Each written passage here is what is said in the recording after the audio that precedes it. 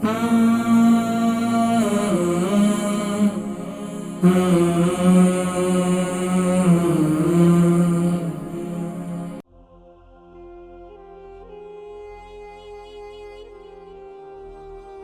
दाने को आप ग्राइंड करके इसका पाउडर बना लें। पाउडर बनाकर इसको रात को सोते वक्त आप जो है वो हल्दी वाले पानी के साथ इस्तेमाल करें रात को। जी अस्सलाम वालेकुम व रहमतुल्लाहि व बरकातुहू। वालेकुम अस्सलाम व रहमतुल्लाहि व बरकातुहू। मेरा नाम फरजाना है और मेरी एज 43 है।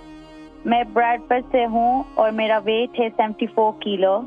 सिर्फ मैंने ये पूछना था, मुझे टाइप 2 डायबिटीज है, 4 साल हो गए हैं और मेरे बाल बहुत ज्यादा गिरते हैं, तो मैंने इसका इलाज पूछना था कि आप हमारे लिए क्या कर सकते हैं इंशाल्लाह।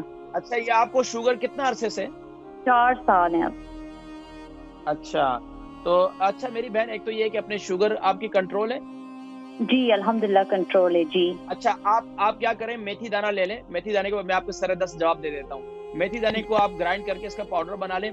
पाउडर बनाकर इसको रात को सोते वक्त आप जो है वो हल्दी वाले पानी के साथ इस्तेमाल करें रात को, एक काम।